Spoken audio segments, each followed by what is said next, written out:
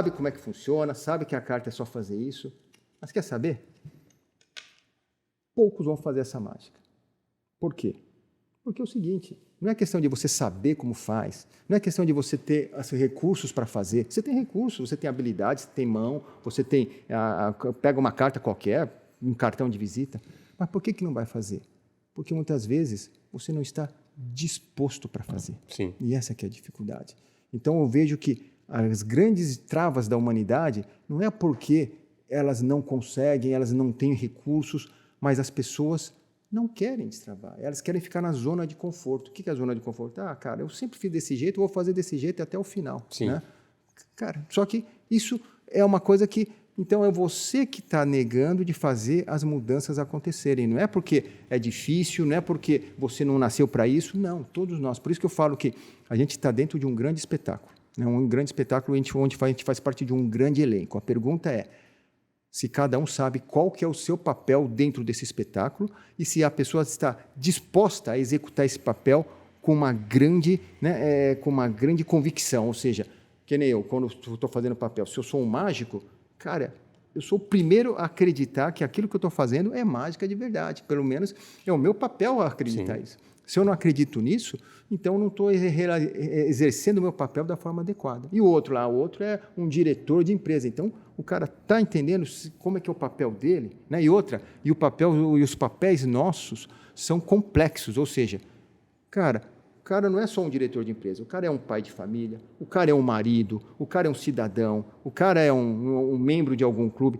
ou seja, ele tem um papel muito rico com várias facetas, né? O diretor Ulisses Cruz, amigo meu, ele falou que, cara, o papel que todo mundo gosta é aquele cara, mesmo o bandido, né? O cara é bandido, mas o cara tem outros aspectos que tornam atrativos para as pessoas assistirem. Por isso que as pessoas assistem determinada série, determinado filme, determinada peça, porque os personagens, quando eles são ricos, ou seja, eles têm várias facetas, as pessoas nuances, querem acompanhar. Agora, aquele personagem que é só de um jeito, isso aí não tem graça nenhuma. Exemplo disso é o Joker, né?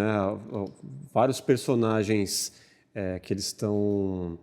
Eu não sei se eles estão, como eu posso dizer, humanizando excessivamente ou criando, floreando os vilões a ponto de trazer outras nuances que pode até confundir assim, a criançada. É verdade.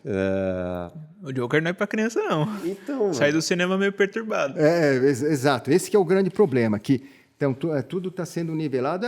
Cara, é personagem, né, de histórias em quadrinhos e tal. Cara, isso não quer dizer que é para criança, né? Na verdade, pelo contrário, isso falou bem, porque tem uma certa idade que ela não identifica essas nuances. Para ela, tem que ser bem claro, ó, bandido ou mocinho, né? Se não ficar muito claro isso, cara, mas o bandido é legal também. O cara daqui a um pouco vai torcer. Porque está romantizando, né?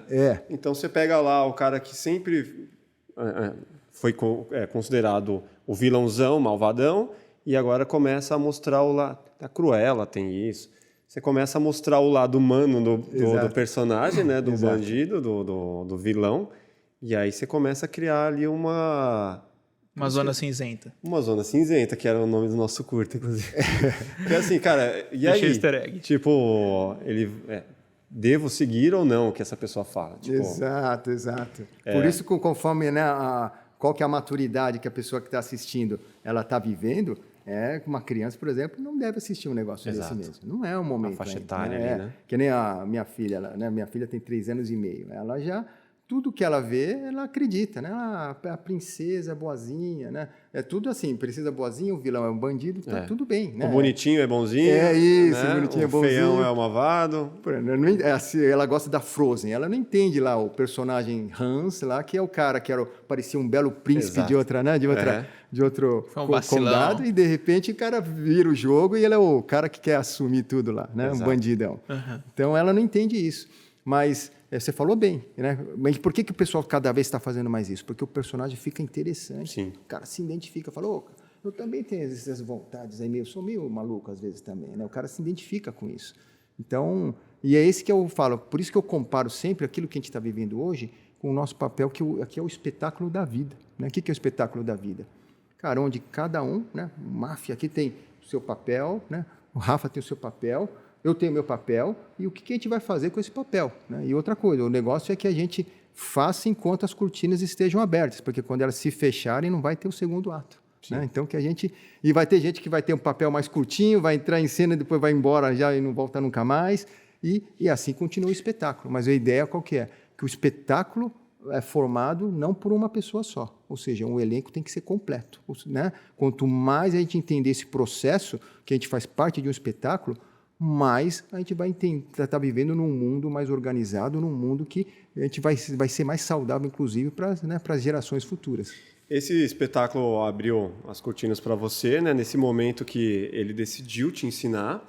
Mas como foi isso durante a sua adolescência ali, até chegar no seu nível de faculdade e tal? Como a mágica te acompanhou durante esse processo? Assim? Cara, a mágica sempre foi hobby, né? Uma coisa ficou clara, assim, que meu pai queria que eu fosse, né, assim, que eu usasse a mágica como um trampolim para eu poder me relacionar mais com as pessoas. Uhum. Porque aí eu era convidado para estar em festas, fazer, né, aniversários de parentes, sempre eu era a parte social, né? E isso me exercitava a conversar mais com as pessoas, né? E me tirar da zona de conforto de ficar no meu canto. E foi legal, né? Aí fui para programas de televisão, com 12 anos de idade, fui para o meu primeiro programa de televisão da minha vida, foi na Rede Band, e aí eu fui desenvolvendo, mas sempre era um hobby, né? Eu sabia que, no fundo, meu pai não queria de jeito nenhum que seguisse a carreira de mágico. Por quê? Não é sustentável, né? Ele fala, pelo amor de Deus, isso aí, né?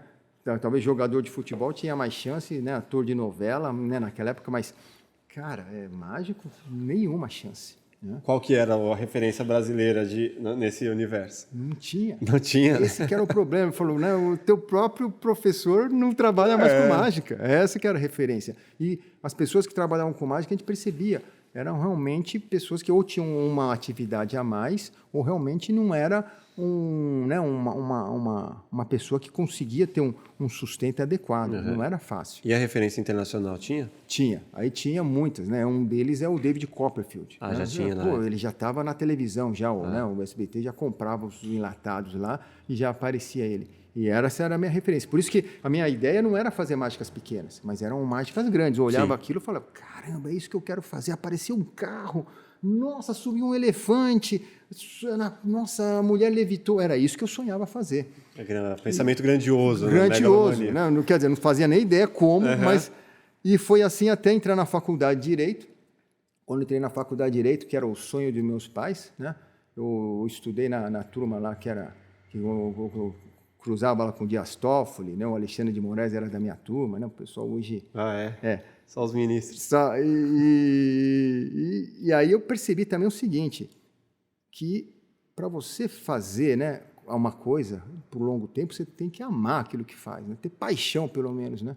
Cara, eu não amava direito, não adianta, não tinha paixão. Concluí, né? Eu lembro que eu concluí, mas eu ficava assistindo a aula de Direito pensando em como trazer um espetáculo para o Brasil. Então, eu não estava lá, né? E eu falei, cara, isso não dá para mim. Você fez 5 ou 4? 5 anos. 5 anos para... 5 anos, né? Fiz direitinho lá tudo, e quando eu peguei o diploma... Para realizar o sonho dos seus pais. Eu falei, pai, tá aqui o diploma. Ele falou, oba, você vai prestar concurso, porque ele, né, é legal, ele queria que eu fosse juiz de direito, né? Se não fosse... Eu falei, não, pai, eu tô pensando em ir para Las Vegas, né? Ele falou, caramba, né? Como assim? Ele falou, e você vai, né, dos 5 anos numa faculdade de Direito aí que, né, se formaram aí hoje 13 presidentes da República e agora você está querendo simplesmente jogar tudo fora e ser mágico, cara, né? Eu falei, pai, eu vou tentar. Eu falei, se não der certo, eu prometo que eu volto, presto concurso e vamos embora, né? Vou para o Direito. Ele falou, tá bom. Eu lembro que ele veio falar comigo durante várias madrugadas aí, mas até eu falei para ele, eu vou tentar, pai, é o que está no meu coração, eu vou tentar. Isso com uns 25, mais ou menos? Aí eu estava eu estava com 20... Estava com... 25 anos, 25 anos. 25 anos foi quando... Em 93 foi quando eu... em 90 foi quando eu me formei. Aí fiquei em 91, 92 nessa busca. Em 93 foi quando as coisas começaram a virar. O que aconteceu foi que eu fui para Las Vegas em 92 para ver como é que funcionava lá o espetáculo. Cara, lá eu vi o maior espetáculo de ilusionismo do mundo. Era o espetáculo do Siegfried Roy. eram 2 mágicos que atuavam, eles trabalhavam com tigres brancos, né? Uns monstros brancos. Albinos. Assim, albinos. Nossa, maravilhoso. E, inclusive, esses caras morreram já hoje, né? Um deles foi o primeiro a comido pelo falecer. tigre. Foi. É sério o isso? tigre mordeu ele no pescoço. Puta, é sério mesmo? Sério mesmo. Cara, o tigre que já estava 7 anos com ele, o que aconteceu? Do nada, pulou no pescoço dele e puxou para fora do palco, né? Se rebelou. Mas no meio da apresentação. Então, aí os caras falaram que o seguinte, que aí eles estudaram um vídeo, não foi que ele do nada pulou em cima dele. Foi que o artista, ele perdeu o equilíbrio e quase caiu no chão. E nessa de cair no chão, o tigre pegou como se fosse o filhotinho que está lá, né? E começou a puxar para ele proteger, para colocar num lugar, ambiente seguro, que eram os bastidores. Só que, cara, aquela mordida do tigre no pescoço aqui, né, deixou o cara totalmente né, com problemas depois motores aí. Será que o tigre era bem tratado? Totalmente. Lá o tigre, cara... vida de rei. Melhor que a maioria daqui. O pessoal realmente, eles tratam muito bem lá. Só que aquela coisa, não é animal selvagem, cara, não é um doméstico, né? Então, você nunca fez isso não, né?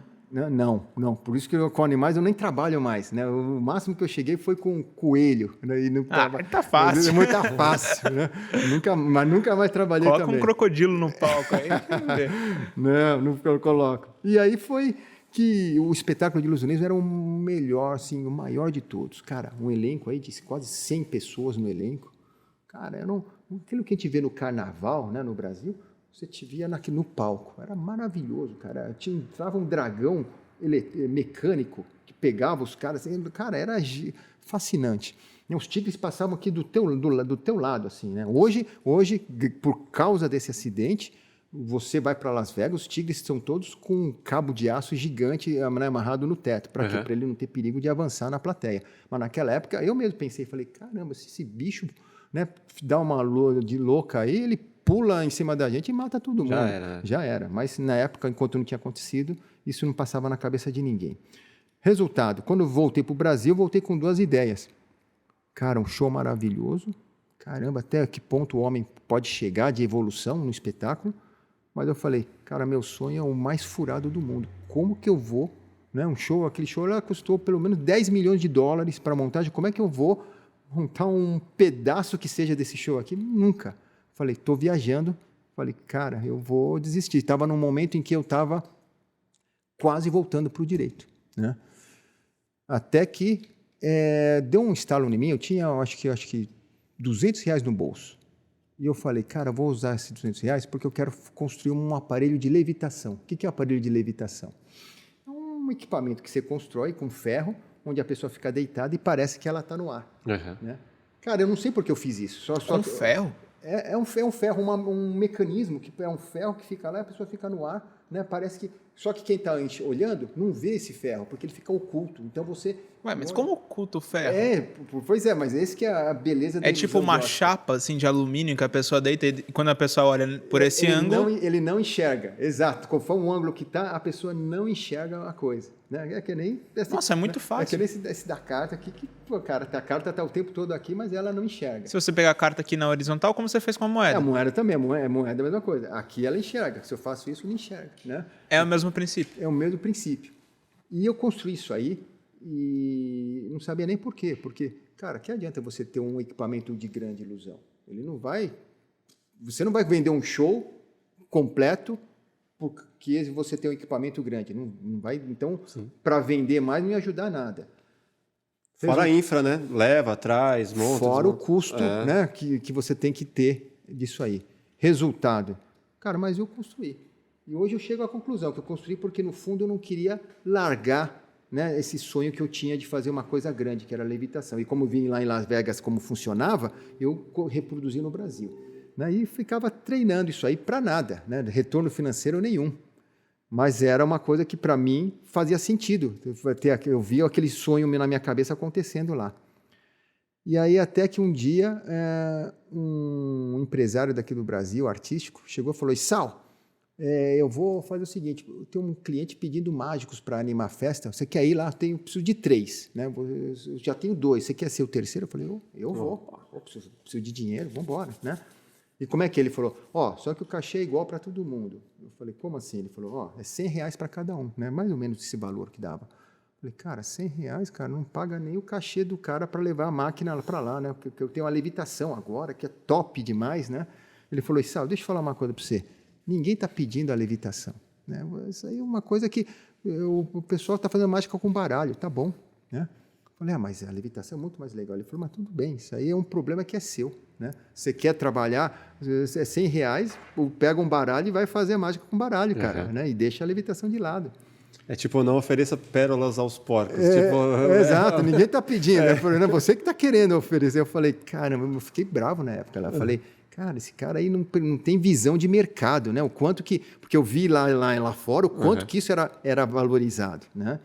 E aí eu cheguei e falei, cara... Né? Só que eu não briguei. Eu fiquei... Né? Isso é uma coisa que eu aprendi na vida também, né? Que não vale a pena brigar com ninguém, cara. Sempre pensa que você nunca está perdendo. Você sempre está aprendendo alguma coisa. E quando eu tive esse pensamento, eu não briguei com o cara e fiquei quieto. E foi bom, porque foi esse cara que deu uma semana depois falou, Sal, apareceu uma coisa aqui na minha mão. Você quer aparecer no Fantástico? Eu falei, opa, né? Um programa de maior audiência no domingo. Eu falei, naquela época, eu falei, claro, né? E como é que é a matéria? Ele falou, eles estão pedindo meia dúzia de mágicos e você quer ser um deles? Aí você faz o que você quiser lá. Só que não tem cachê nenhum. Eu falei, tá bom. Você pode usar o seu... Você pode até usar a tua máquina lá que você quer tanto usar. Eu falei, tá bom. Só que ao mesmo tempo eu falei, caramba, né? Eu preciso educar o mercado brasileiro de que, cara, mágicas com cartas é bem diferente de mágicas onde uma pessoa levita, né? Lá nos Estados Unidos essa diferença existia muito, muito clara. Aqui no Brasil, não. Que aí a diferença entre mágica e ilusionismo? Pois é. Foi aí, então, que como, né, lá fora não tinha essa diferença, não existia esse termo illusionist, né? Magician. Não, tudo era magician, tudo era magic. Eu cheguei e falei, cara, eu preciso criar alguma coisa. Né? Aí eu comecei quando veio essa proposta né, do Fantástico, eu comecei a conversar com os repórteres para ver qual que é o teor da matéria, porque eu queria uma coisa que valorizasse o que eu fazia, não que desvalorizasse. E a matéria não era muito legal. Era o seguinte, ele falou assim, a matéria é o seguinte, o Brasil está passando uma tremenda crise econômica, e a gente quer mostrar, fazer uma matéria meio de gozação, que só mágico para sobreviver nesse país. Né? E aí eles iam pegar meia dúzia de mágicos lá, né, que vivem da arte lá de uma forma até difícil, para ele fazer essa matéria. Só contextualizar uma outra situação. Só que os mágicos faziam parte dessa contextualização. Eu falei, caramba, né, meu? Eu quase desisti. Aí eu pensei, será que tem alguma maneira de eu tirar proveito disso? Eu falei, caramba, é fantástico, cara. Tá todo mundo olhando, né? Aí, quando a Glória Maria veio falar comigo, eu falei, Glória, deu um estalo na minha cabeça, eu falei, Glória, só tem uma coisa. Glória! Glória Maria. Falei, eu não sou mágico. Ela falou, caramba, então como assim, Sal? Né? Você é o quê, então? Aí eu falei, deixa eu pensar, sou ilusionista, né? Porque ilusionista é uma palavra bonita, né? E ilusionista normalmente parece que é uma coisa mais sofisticada. Ele falou, mas ela falou, qual que é a diferença? Eu falei, a diferença é o seguinte, Glória, é que a mágica, né, o cara faz sozinho, né, ele faz a carta sumir, tira a pomba, mas o ilusionista não. Ele faz coisas maiores, né? Por isso que ele tem equipe, ele tem um monte de coisas legais lá, assim, que ele precisa de estrutura diferente do mágico. Ela falou, e eu sabia que ela gostava de participar das matérias. Né? Ela era sempre... ela gostava de pular de paraquedas, tudo. Eu falei... Aquela lá que ela foi na Jamaica, você já viu? Exato. Que ela pega o trenzinho lá. É isso mesmo. É maravilhoso. É a cara dela. A gente vai colocar as imagens. É a cara dela isso aí. E aí eu falei, caramba, então eu vou falar o seguinte. E Glória, deixa eu falar uma coisa. Eu posso levitar você durante a matéria. Aí ela falou, você está brincando? Eu falei, não, é verdade, eu tenho aqui o equipamento para você levitar, você vai treinar comigo, eu te treino e você vai levitar durante a matéria. Falou, já fez o olhinho dela brilhar. Ela falou, fantástico, ela falou, é mesmo, mas eu não sei de nada de mágica. Eu falei, não se preocupa, eu te ensino, Ela falou, então vamos fazer o seguinte, então você vai encerrar a matéria, eu vou falar dos mágicos e vou falar que você, né, é o ilusionista, que faz coisas diferentes. Eu falei, beleza, ganhei o dia já ganhei o dia. Desliguei o telefone, era terça-feira, eu lembro. A gravação era na quinta, né? Ixi. E ela falou, Issal, eu já tenho até o local, vamos gravar lá no terraço do edifício do Conjunto Nacional na Paulista. Lá. Eles são amigos nossos, a gente vai fazer lá, vai ficar uma cena bonita. Eu falei, beleza. Né? Eu tinha os equipamentos de fumaça lá que eu tinha comprado, eu falei, vamos fazer, vai ficar lindo. Só que eu desliguei o telefone, caí na real. Né? Cara... Só tinha equipamento, não tinha equipe, não tinha transporte, não tinha figurino, não tinha nada, cara. Não tinha nada. Né? Eu falei, e agora? Né? Eu prometi isso para ela, ela já comprou a ideia. E aí eu lembrei, eu falei, caraca, não tem equipe, mas eu lembrei o quê? Não tem equipe, mas eu tenho uma vizinha que gosta de aparecer. E aí eu bati na na porta dela, falei, vizinha, tudo bem? Ela, arrogante pra caramba, modelo, né? Ela falou, pois não, o que é isso aqui? Eu falei, eu fui direto no assunto. Você quer aparecer no Fantástico, né? Ela falou, uau, como que tem que fazer para aparecer no Fantástico, né? E modelo gosta de aparecer, né? No começo de carreira ainda. Eu falei, é o seguinte, 3 coisas. Primeiro, tem que ensaiar pra caramba comigo um número novo que eu fiz. Tem que ter figurino próprio, tá? E terceiro, não tem cachê, né? Ela falou, tá bom, tá fechado, eu aceito isso aí. Falei, e a gravação é quinta-feira lá. Tudo bem, vamos embora, né? E ela falou assim, posso falar uma coisa? Eu falei, pode. Eu posso levar uma amiga também? Ela também aceita isso aí. Eu falei, beleza. Então já tinha uma equipe. Fechou, já. 2 assistentes fechadas para aquilo. Elas acreditaram que iam ser outra coisa. É isso? Não, ela já queria. Só de aparecer no Fantástico. Só de aparecer no Fantástico, vestida de preta, toda bonitona, já estava bom para elas, né? Porque elas iam né, para modelos, quer dizer, aparecendo bem, elas não podem fazer papel de ridículo, mas aparecendo bem, né? Tudo. Já entra pro exatamente, já está ótimo para a carreira delas. Portfólio. Entendi a ideia. E aí, cara, no dia da gravação, foi espetacular. Né? Realmente a Glória Maria levitou lá no terraço do Conjunto Nacional. No tem meio vídeo no YouTube, fumaça. você sabe? Tem vídeo disso aí. A gente vai caçar isso aí. Tá bom. Foi assim...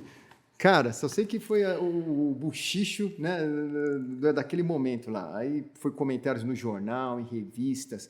Aí todo mundo falando dessa levitação. E como é que foi o final da matéria? Foi o seguinte, né? A Glória Maria chegou e falou, vocês viram os mágicos e agora vocês vão ver a parte mais difícil da mágica, que é o ilusionismo, né?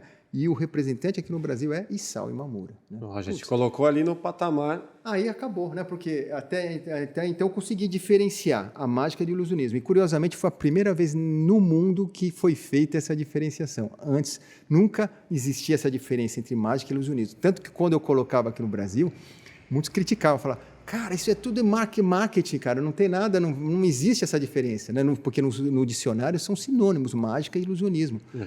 Mas, curiosamente, 9 anos depois, os Estados Unidos reconheceram essa diferença. E até hoje eles usam, né, o termo mágica e ilusionismo para determinados tipos de artistas, ou seja, massa. Um mágico de um jeito, o ilusionista do outro. Quer dizer, ali foi a sua virada. Foi a virada da chave. Mas ali você virou o mundo. Um ilusionista de verdade. Exato. Mas até então... Tá ótimo, né? Tudo bem, mas dinheiro que era bom não tinha nada, né? Como é que eu ia sustentar o meu sonho com isso aí, né? Esse que era um grande problema, porque o meu pai estava exatamente batendo nessa tecla, né? Que, cara, você vai estar com um negócio que não é sustentável, né? E também que não tem importância social como um juiz. E eu falei, caramba, né, meu? E foi então que estava nessa semana preocupado com isso e na semana seguinte tocou o telefone, que era uma empresa que me viu lá no Fantástico e falou assim, olha, a gente quer fazer um lançamento de um produto, né, de um novo modelo de produto, a gente queria saber se você conseguia fazer esse lançamento com ilusionismo. A gente já testou de tudo, a gente já fez de tudo. Todo tipo de lançamento bizarro que você imaginar, a gente já fez. Né? Eu falei, legal, não, vou fazer o projeto para vocês. Qual que é o produto? Aí o cara falou, é um caminhão de 7 toneladas e 4 metros de altura. Já começou pelo caminhão. Já começou o negócio lá no alto já. Eu falei, caramba, eu não posso negar esse projeto. Eu falei, tá bom, cara, deixa eu pensar. Tem prazo? Qual é o prazo? Ele falou, 15 dias aí para você, né, entregar o projeto e a gente aprovar isso porque a gente está correndo. Resultado, fiz o projeto, né, entreguei, Dessa vez eu cobrei o que tinha que cobrar, não cobrei aqueles valores mínimos, né? Uhum. Que falei, cobrei o que tinha que cobrar, eu falei que senão a coisa não vai dar certo. Sim. E achei que nem ia ser aprovado. Só que depois, uma semana depois, veio a resposta. Os caras aprovaram, né? E aí me contrataram para fazer esse lado. Eu lembro quando eu levei o contrato assinado para o meu pai, né, de madrugada, ele pegou o contrato, começou a ler, né, em silêncio, né, descendente japonês, né, aquele meio quietão, olhou assim, ele falou, filho, o que é isso aqui? Eu falei, pai, isso aqui é o contrato, meu primeiro contrato como ilusionista, pai, né? Que animal. Pô, fechou lá, a empresa fechou comigo lá, a empresa sueca, né, tal, né?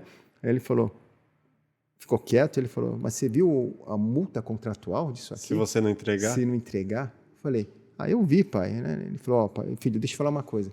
Se eu vender a casa que a gente tem, as casas que a gente tem aqui, lá em Campos, se a gente vender os carros, a gente não consegue pagar essa multa. Uhum. Você trate de fazer isso. Ele falou, então vai ficar de castigo. Falei, pai, não se preocupa, pai, não vai dar nada errado. Sueca era o quê? Um Volvo? O caminhão? Não, é a Scania. Scania do Brasil, Scania. E aí foi quando eu, né, me dediquei a minha vida para aquilo acontecer.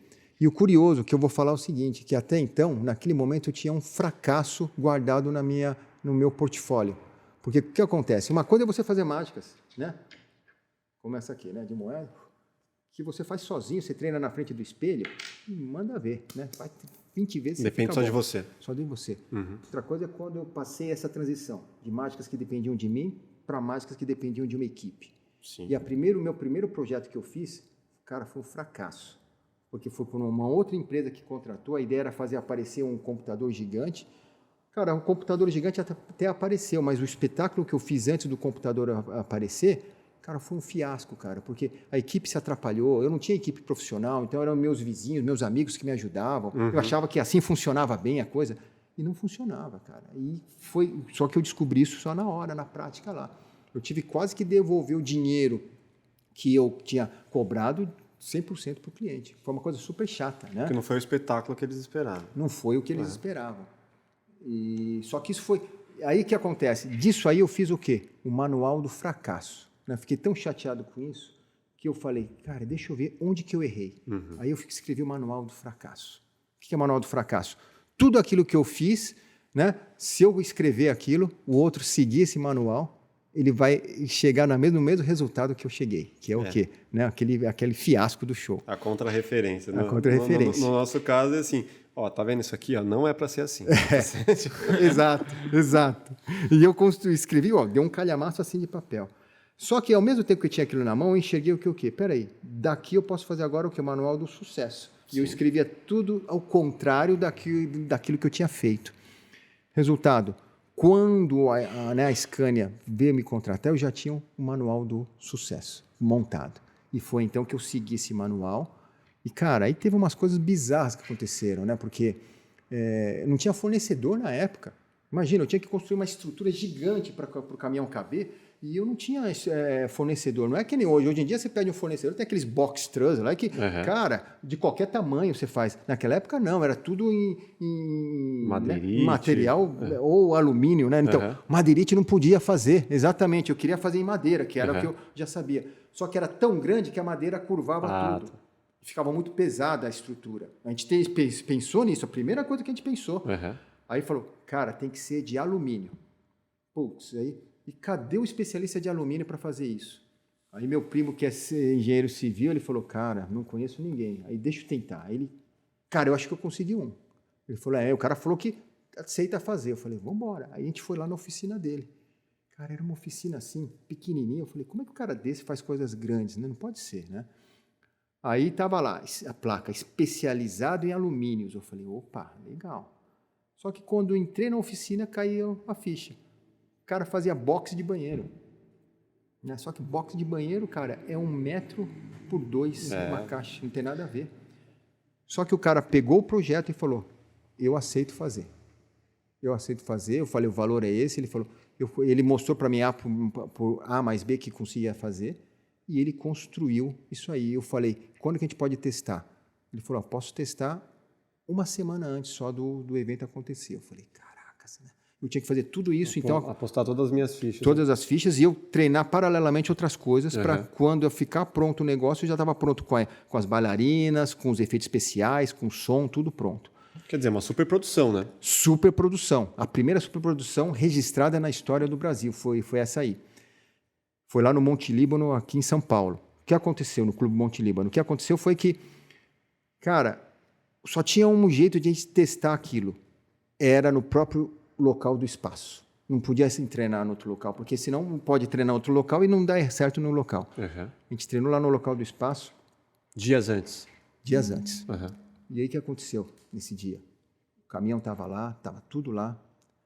E vamos fazer, então. Atenção, ação! Música, coreografia, efeitos especiais. Mostra a estrutura vazia, era uma caixa gigante, fechava. Quando abria de novo, o caminhão tinha que estar lá.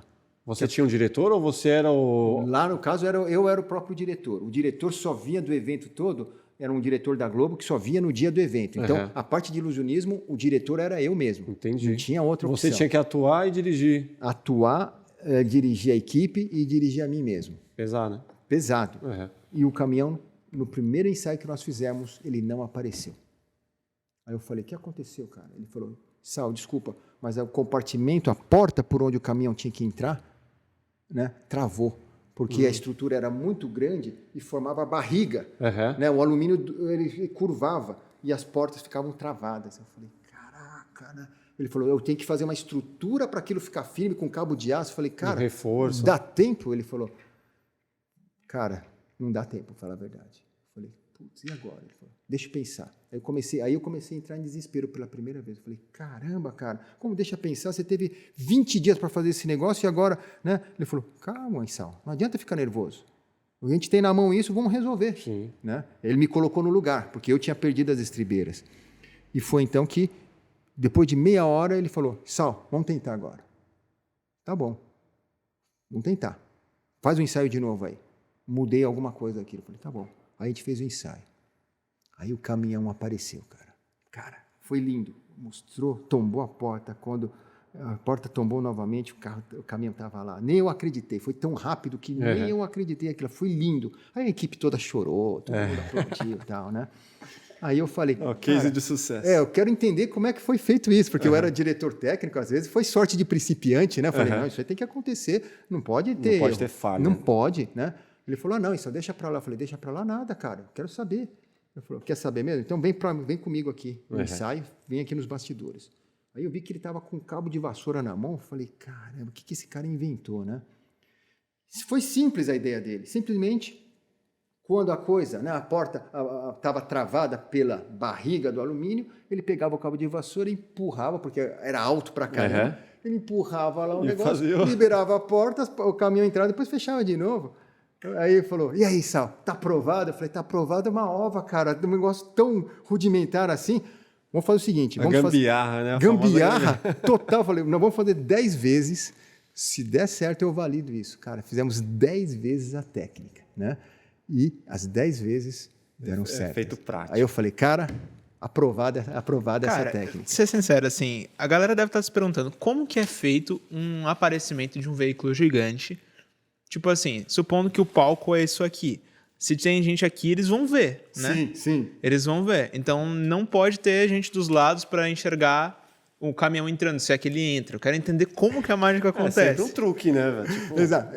Uma coisa que a gente faz, né? A gente faz todo o preparo do ambiente, ou seja, as pessoas sentam exatamente onde a gente quer que elas sentem e a gente tem que preparar tudo. Por isso a estrutura é caríssima, a estrutura do ilusionismo. Né? Diferente de eu pegar aqui um objeto aqui e fazer, né? Pega isso aqui, por exemplo. Aqui, ó. Né? Aqui, ó. Vamos pegar isso aqui. Faço isso, muda de cor. Né? Cara, isso aqui é controlado. Tá? Como é que funciona isso aqui? Isso aqui funciona o seguinte, ó. Você precisa de ter 2 tampinhas para a mágica acontecer. Você segura desse jeito aqui. Eu já tinha percebido. Né? Vem para cá, vira a mão para cá. Né? Se você fizer assim, aparece. Né? Então você vira para cá. A tampinha azul fica escondida aqui. Aí quando você faz isso, na troca. E se você fizer rápido assim, dá para perceber. Então você tem que fazer esse movimento ainda assim, ó. Né? E o que é isso aqui, Sal? Uma tampinha com nanotecnologia? Não, uma tampinha da cola Prit, aquela cola bastão, né? Que você pega e coloca aqui. Ou seja, isso aqui, cara, é fácil de você ajustar. Agora, quando você fala de uma coisa como caminhão, não tem como. Então, você tem que preparar. Por isso que eu falo, toda vez que a gente fazia um projeto de ilusionismo, era uma operação de guerra.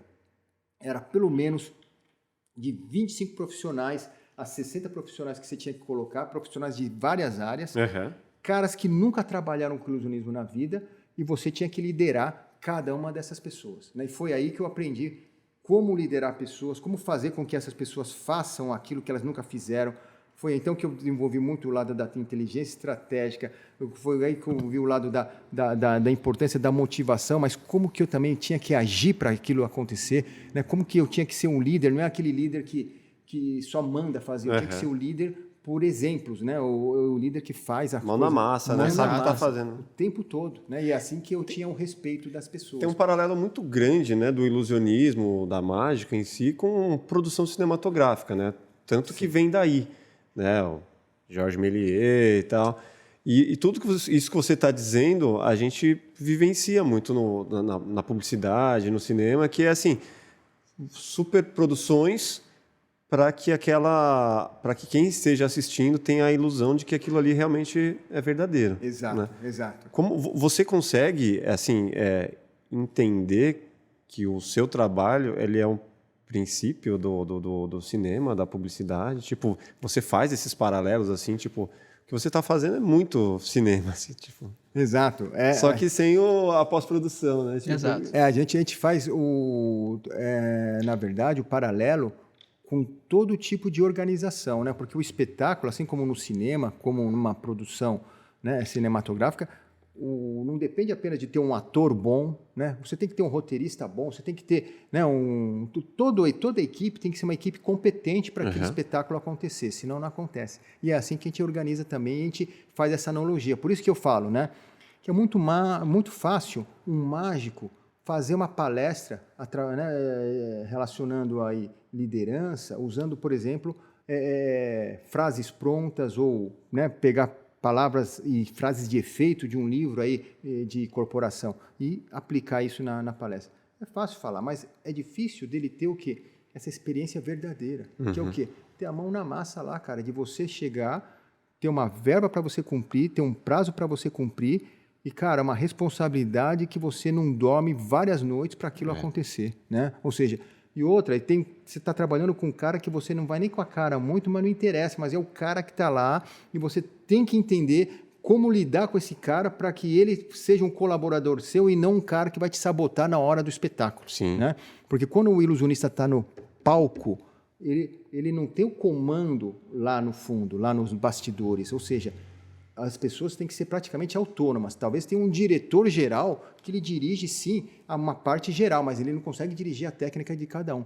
Se tiver uma pessoa lá que quiser fazer alguma coisa com má vontade ou realmente para, né, sacanear o ilusionista, ele consegue fazer e faz muito bem feito. E o ilusionista não tem o que fazer. Pode ser o melhor do mundo, ele não tem o que fazer. Né? Fica vendido. Fica vendido, porque o ilusionista nessa hora não tem a voz de comando lá no fundo. Então, é muito importante esse tipo de liderança, né? Onde a pessoa tem que ter o quê? Uma autonomia. Por isso que a gente tem muito o quê? Um empoderamento. Fala, cara, né, agora que eu estou te dirigindo aqui, mas lá na hora você vai estar sozinho, cara. Então, você tem que saber a hora de fazer isso e a hora de fazer aquilo. Sim. Né? E quando você começa a usar números que arriscam a vida, tem números de verdade que arriscam a vida. Cara, a tua vida muitas vezes está na mão daquele cara que está lá, né? Menos na tua.